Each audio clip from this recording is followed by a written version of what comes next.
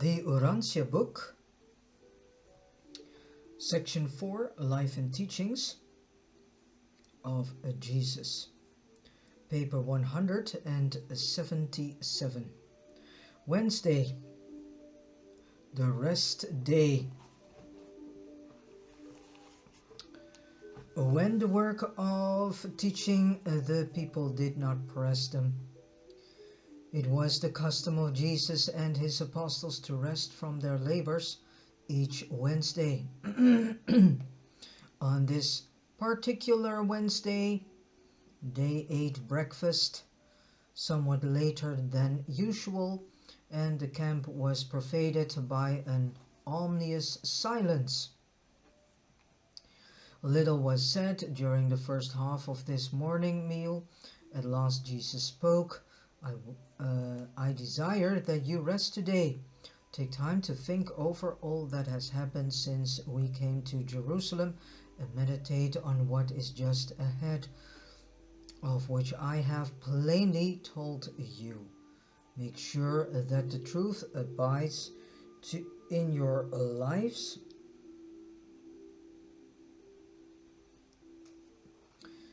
and that you daily grow in grace. After breakfast, the Master informed Andrew that he intended to be absent for the day and suggested that the apostles be permitted to spend the time in accordance with their own choosing, except that under no circumstances should they go within the gates of Jerusalem. When Jesus made ready to go into the hills alone, David Zebedee accosted him, saying, You well know, Master, that the Pharisees and rulers seek to destroy you, and yet you make ready to go alone into the hills. To do this is a folly. I will therefore send 3 men with you, well prepared, to see that no harm befalls you. Jesus looked over the 3 well-armed and stalwart Galileans and said to David, You mean well, but you err, in that you fail to understand that the Son of Man needs no one to defend him. No man will lay hands on me until that hour when I am ready to lay down my life in conformity to my Father's will. These men may not accompany me. I desire to go alone, that I may commune with the Father. Upon hearing these words, David and his armed guards withdrew, but as Jesus started off alone, John Mark came forward with a small basket containing food and water and suggested that if he intended to be away all day, he might find himself hungry. The Master smiled on John and reached down to take the basket. One day alone with God. As Jesus was about to take the lunch basket from John's hand, the young man ventured to say, But Master, you may set the basket down while you turn aside to pray and go on without it. Besides, if I should go along to carry the lunch, you would be more free to worship, and I will surely be silent. I will ask no questions and will stay by the basket, and when you go apart by yourself to pray. While making this speech, the temerity of which astonished some of the nearby listeners, John had made bold to hold on to the basket. There they stood, both John and Jesus holding the basket. Presently the Master let go and, looking down on the lad, said, Since with all your heart you crave to go with me, it shall not be denied you. We will go off by ourselves and have a good visit. You may ask me any question that arises in your heart, and we will comfort and console each other. You may start out carrying the lunch, and when you grow weary, I will help you. Follow on with me. So Jesus did not return to the camp that evening until after sunset. The Master spent this last day of quiet on earth visiting with this truth-hungry youth and talking with his paradise father. This event has become known on high as the day which a young man spent with God in the hills. Forever, this occasion exemplifies the willingness of the Creator to fellowship the creature. Even a youth, if the desire of the heart is really supreme, can command the attention and enjoy the loving companionship of the God of a universe. Actually, experience the unforgettable ecstasy of being alone with God in the hills and for a while and for a whole day. And such was the unique experience of John Mark on this Wednesday in the hills of Judea. Jesus visited much with John, talking freely about the affairs of this world, and the next John told Jesus how much he regretted that he had not been old enough to be one of the apostles, and expressed his great appreciation that he had been permitted to follow on with them since their first preaching at the Jordan ford near Jericho, except for the trip to Phoenicia. Jesus warned the lad not to become discouraged by impending events and assured him that he would live to become a mighty messenger of the kingdom. John Mark was thrilled by the memory of this day with Jesus in the hills, but he never forgot the Master's final admonition, spoken just as they were about to return to the Gethsemane camp, when he said, "Well, John, we have had a good visit, a real day of rest, but see to it that you tell no man the things which I told you." And John Mark never did reveal anything that transpired on this day which he spent with Jesus in the hills.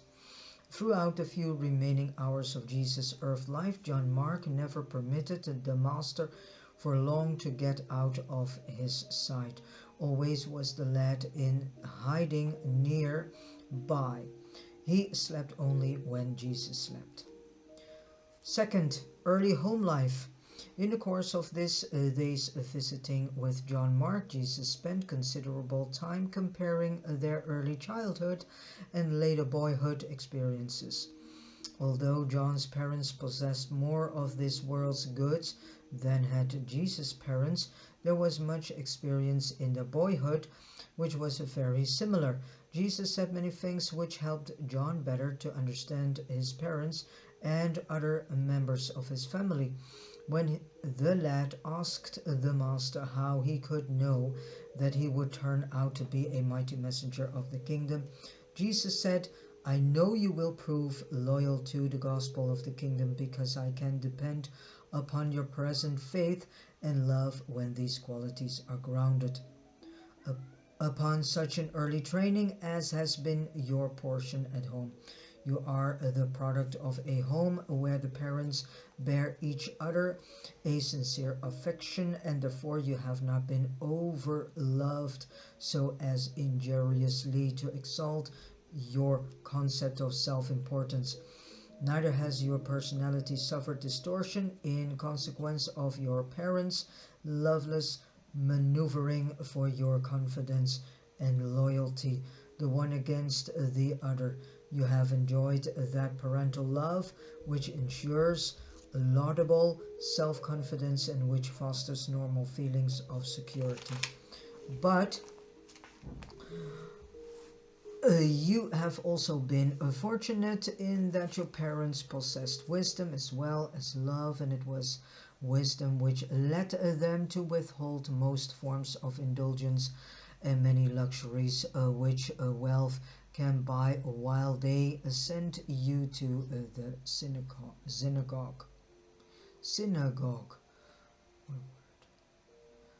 School along with your neighborhood playfellows, and they also encouraged you to learn how to live in this world by permitting you to have original experience. You came over to the Jordan where we preached and John's disciples baptized. with your young friend Amos. Both of you desire to go with us when you return to Jerusalem. Your parents consented. Amos' parents refused. They loved their son so much that they denied him the blessed experience which you have had, even such as you this day enjoy. By running away from home, Amos could have joined us, but in so doing he would have wounded love and sacrificed loyalty. Even if such a course had been wise, it would have been a terrible price to pay for experience, independence, and liberty. Wise parents such as yours see to it that their children do not have to wound love or stifle loyalty in order to develop independence and enjoy invigorating liberty when they have grown up to your age. Love, John, is the supreme reality of the universe when bestowed by all wise beings, but it is a dangerous and oftentimes semi-selfish trait as it is manifested in the experiences of mortal parents. When you get married and have children of your own to rear, make sure that your love is admonished by wisdom and guided by intelligence. Your young friend Amos believes this gospel of the kingdom just as much as you, but I cannot fully depend upon him. I am not certain about what he will do in the years to come. His early home life was not such as would produce a wholly dependable person. Amos is too much like one of the apostles who failed to enjoy a normal, loving, and wise home training. Your whole afterlife will be more happy and dependable because you spent your first 8 years in a normal and well-regulated home. You possess a strong and well-knit character because you grew up in a home where love prevailed and wisdom reigned. Such a childhood training produces a type of loyalty which assures me that you will go through with the course you have begun. For more than an hour, Jesus and John continued this discussion of home life. The Master went on to explain to John how a child is wholly dependent on his parents and the associated home life for all his early concepts of everything, intellectual, social, moral, and even spiritual, since the family represents to the young child all that he can first know of either human or divine relationships. The child must derive his first impressions of the universe from the mother's care. He is wholly dependent on the earthly father for his first ideas of the heavenly Father. The child's subsequent life is made happy or unhappy, easy or difficult in accordance with his early mental and emotional life, conditioned by these social and spiritual relationships of the home. A human being's entire afterlife is enormously influenced by what happens during the first few years of existence. It is in our sincere belief that the gospel of Jesus' teachings, founded as it is on the father-child relationship, can hardly enjoy a worldwide acceptance until such a time as the home life of the modern civilized peoples embraces more of love and more of wisdom. Notwithstanding, the parents of the 20th century possess great knowledge and increased truth for improving the home and ennobling the home life. It remains a fact that very few modern homes are such good places in which to nurture boys and girls as Jesus' home in Galilee and John Mark's home in Judea. Albeit the acceptance of Jesus' gospel will result in the immediate improvement of home life, the love life of a wise home and the loyal devotion of true religion exert a profound reciprocal influence upon each other. Such a home life announces religion, and genuine religion always glorifies the home. It is true that many of the objectionable stunting influences and other cramping features of these olden Jewish homes have been virtually eliminated from many of the better regulated modern homes. There is indeed more spontaneous freedom and far more personal liberty, but this liberty is not restrained by love, motivated by loyalty, nor directed by the intelligent discipline of wisdom. As long as we teach the child to pray, "Our Father who is in heaven," a tremendous responsibility rests upon all earthly fathers so to live and order their homes that the word Father becomes worthily enshrined in the minds and hearts of all growing children. Point 3. The day at the camp.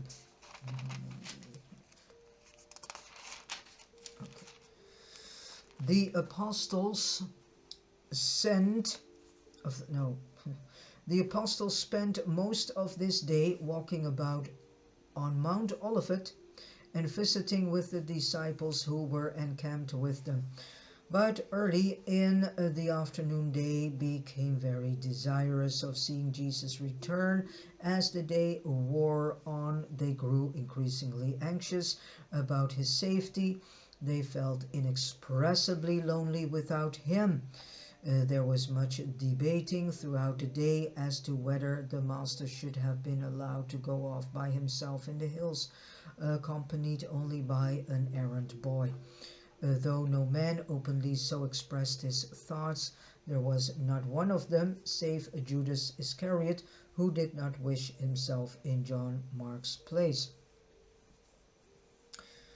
You can see that the disciples were not detaching themselves slowly, step by step, from Jesus. It was not without reason that Jesus took the whole day and just came back after sunset, because he wanted them to learn to become on their own feet and to have themselves detached from him.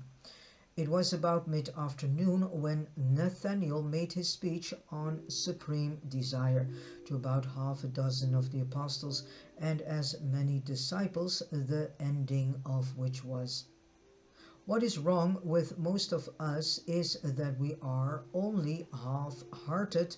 We fail to love the Master as he loves us. If we had all wanted to go with him as much as John Mark did, he would surely have taken us all.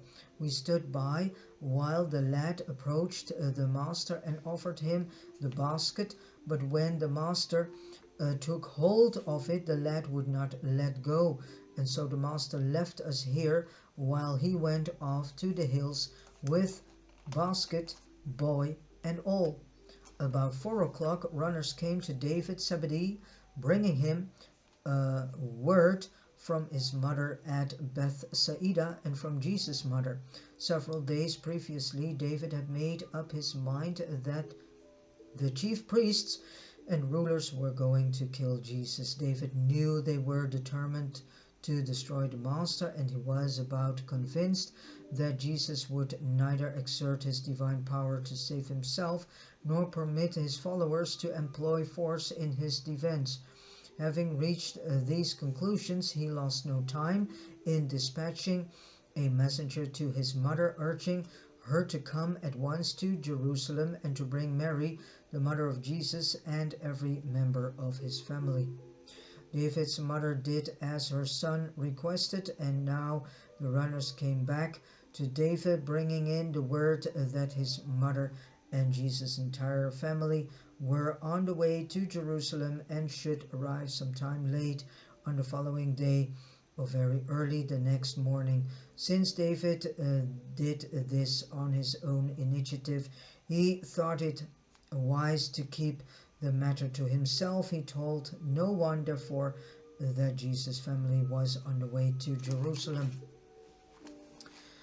Shortly after noon, more than 20 of the Greeks who had met with Jesus and the 12 at the home of Joseph of Arimathea arrived at the camp, and Peter and John spent several hours in conference with them.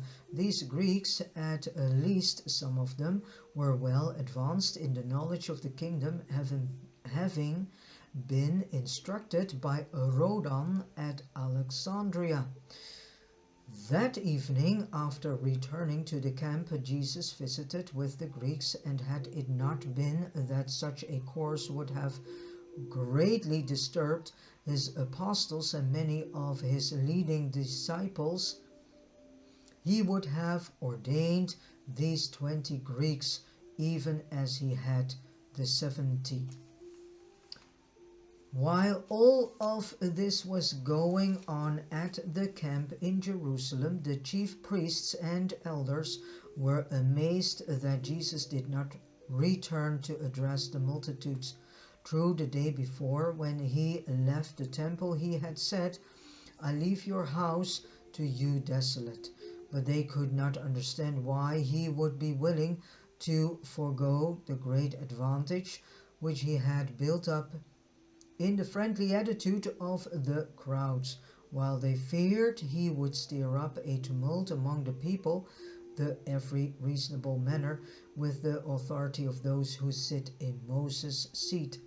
But it was a busy day in the city, as they simultaneously prepared for the Passover and perfected their plans for destroying Jesus. Not many people came to the camp, for its establishment had been kept a well-guarded secret by all who knew that Jesus was expecting to stay there in place of going out to Bethany every night. And then 4. Judas and the chief priests.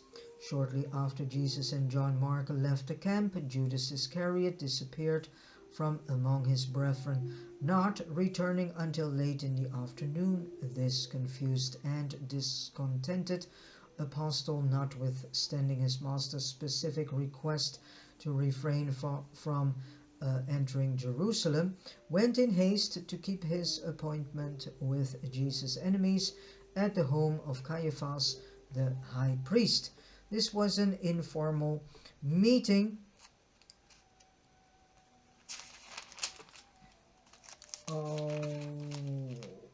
Okay, this is a very long point 4. Okay, this was an informal meeting of the Sanhedrin and had been appointed for shortly after 10 o'clock that morning. This meeting was called to discuss the nature of the charges which should be lodged against Jesus, and to decide upon the procedure to be employed in bringing him before the Roman authorities for the purpose of securing the necessary civil confirmation of the death sentence which they had already passed upon him. All right.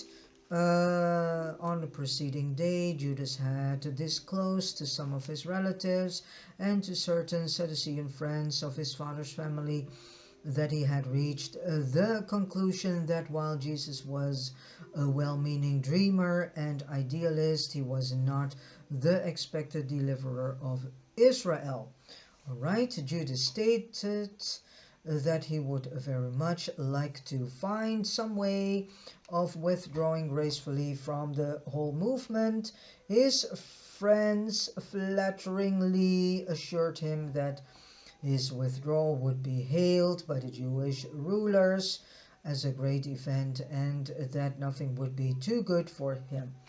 Okay, they led him to believe that he would forthwith receive high honors from the Sanhedrin, and that he would at last be in a position to erase the stigma of his well-meant but unfortunate association with untaught Galileans. Okay.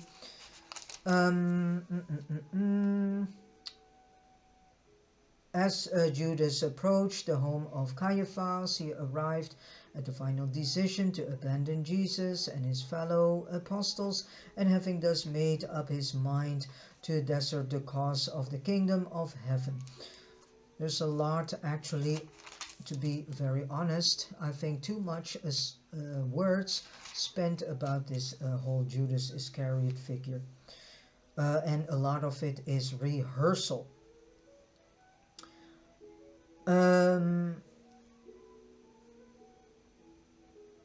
He was determined to secure for himself as much as possible of that honor and glory, of course, which he had thought would sometime be his when he first identified himself with Jesus and the new gospel of the kingdom. Okay, the traitor was presented to Caiaphas and the Jewish rulers by his cousin, who explained that Judas, having discovered his mistake in allowing himself to be misled by the subtle teaching of Jesus, had arrived at the place where he wished to make public and formal renunciation of his association with the Galilean, and at the same time to ask for reinstatement in the confidence and fellowship of his Judean brethren.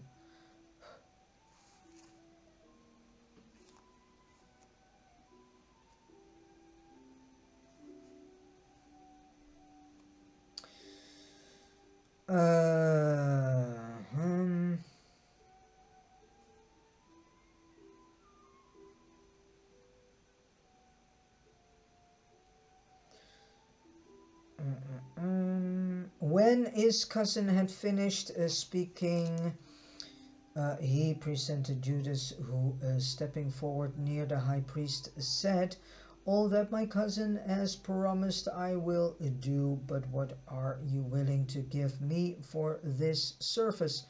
Judas did not seem to discern the look of disdain and even disgust that came over the face of the hard-hearted and vainglorious Caiaphas.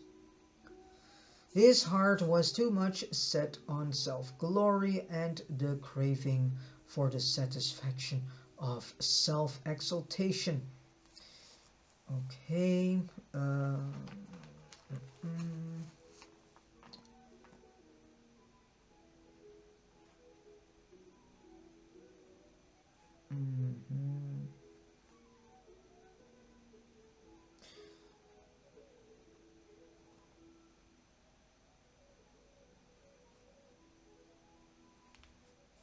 Okay.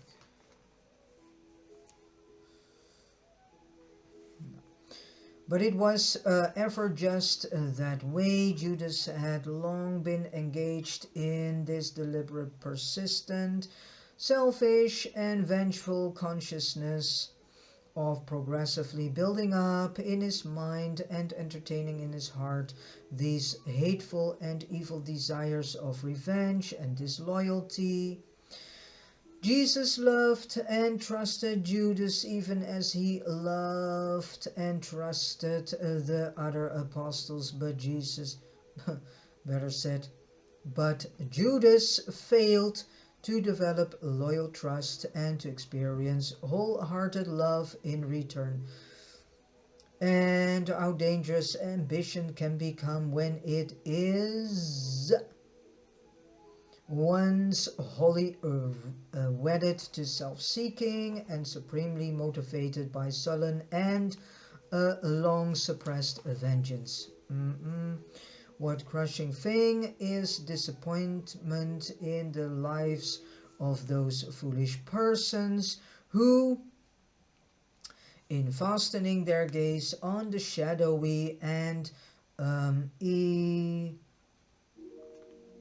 evanescent allurements of time, become blinded to the higher and more real achievements of the everlasting attainments of the eternal worlds, of divine values and true spiritual realities. Okay, well, as we all know, Judas craved worldly honor in his mind and grew to love this desire with his whole heart and nothing else. Judas did not realize it at this time, but he had been a subconscious critic of Jesus ever since John the Baptist was beheaded by Herod. While deep down in his heart, Judas always resented the fact that Jesus did not save John. You should not forget that Judas had been a disciple of John before he became a follower of Jesus. And all these accumulations of human resentment and bitter disappointment which Judas had laid by in his soul in habiliments of hate were now well organized in his subconscious mind and ready to spring up to engulf him when he once dared to separate himself from the supporting influence of his brethren, while at the same time exposing himself to the clever insinuation and subtle ridicule of the enemies of Jesus. Every time Judas allowed his hopes to soar high and Jesus would do or say something to dash them to pieces. Okay, now finally we go to the last. There was always left in Judas' heart a scar of bitter resentment, yes, due to his family upbringing. Judas didn't had that stable background. And as these scars multiplied, presently that heart so often wounded lost all real affection for the one who had inflicted this distasteful experience upon a well-intentioned but cowardly and self-centered personality. Well, this is exactly what is describing sociopathy, psychopathy, and malignant narcissism. This happens when you are completely eaten up by jealousy, pride, bitterness, envy, grief. But especially bitterness, envy, pride, and jealousy. Then you get eventually that you become self-centered, you become a self-centered personality, you become a coward, you lose all real affection towards others. Judas did not realize it, but he was a coward. Accordingly, was he always inclined to assign to Jesus cowardice as the motive which led him so often to refuse to grasp for power or glory when they were apparently within his easy reach. And every mortal man knows well, full well, how love, even when once genuine, can through disappointment, jealousy, pride, and envy, and long continued resentment be eventually turned into actual hate. And this is the basis of narcissism, sociopathy, and psychopathy, malignant narcissism, covert narcissism, overt narcissism. There's a hate in it. Not only are these people having an deep pain within themselves, they also carry a tremendous hate in themselves.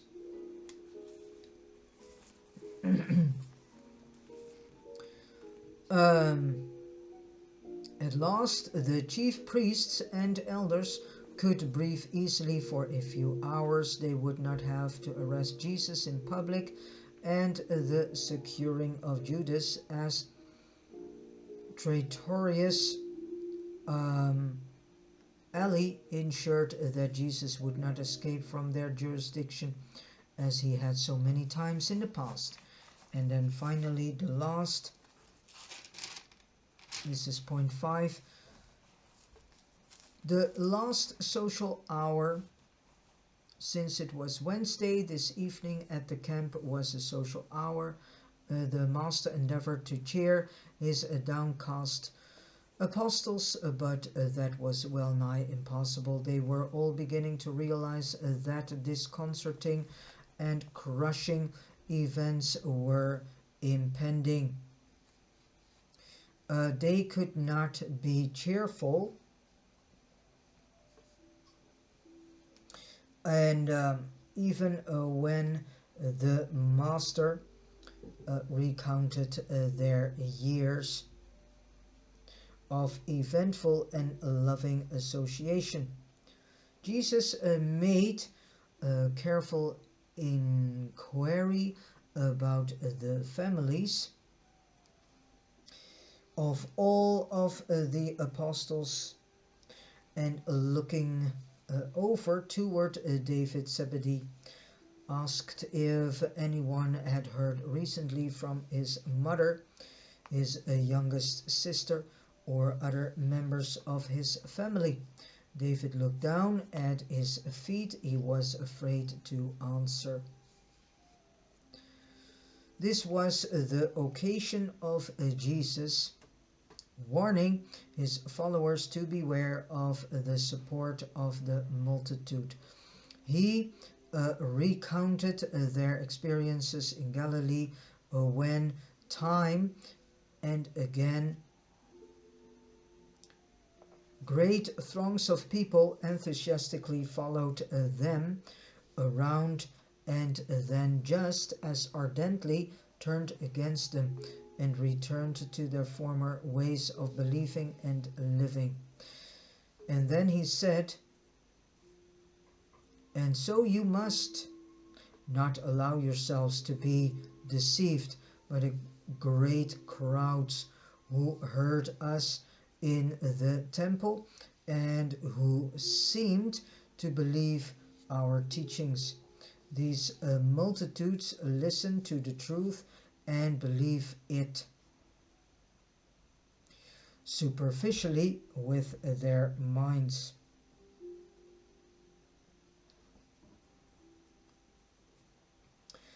But few of them permit the word of truth to strike down into the heart with living roots.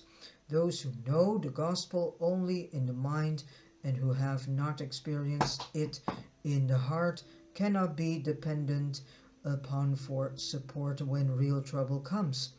When the rulers of the Jews reach an agreement to destroy the Son of Man, and when they strike with one accord, you will see the multitude either flee in dismay or else stand by in silent amazement, while these maddened and blinded rulers lead the teachers of the gospel truth to their death. And then when adversity and persecution descend upon you, still others who you think love the truth will be scattered, and some will renounce the gospel and desert you. Some who have been very close to us have already made up their minds to desert. You have rested today in preparation for those times which are now upon us. Watch therefore and pray that on the morrow you may be strengthened for the days that are just ahead. The atmosphere of the camp was charged with an inexplicable tension. Silent messengers came and went, communicating with only David Zebedee. Before the evening had just passed, certain ones knew that Lazarus had taken hasty flight from Bethany. John Mark was ominously silent after returning to camp, notwithstanding he had spent the whole day in the Master's company.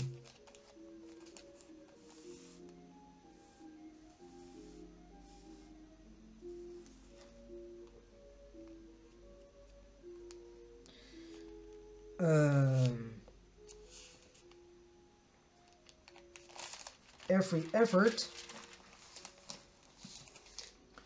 to persuade him to walk only indicated clearly that Jesus had told him not to talk. Even the Master's good cheer and his unusual sociability frightened them.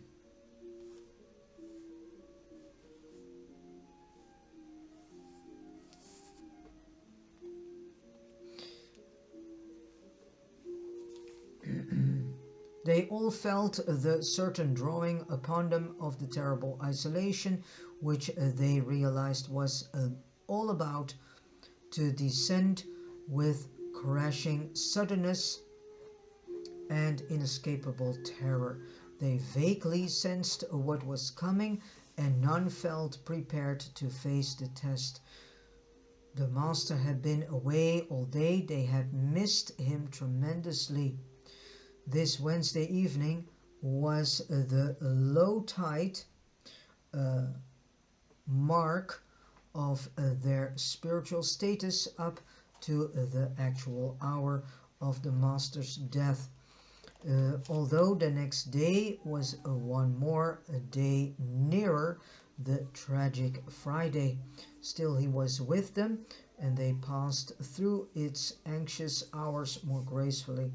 It was just before midnight when Jesus, knowing this would be the last night he would ever sleep through with his chosen family on earth, said as he dispersed them for the night, "Go to your sleep, my brethren, and peace be upon you, till we rise on the morrow, one more day to the Father's will, and experience the joy of knowing that we are his sons."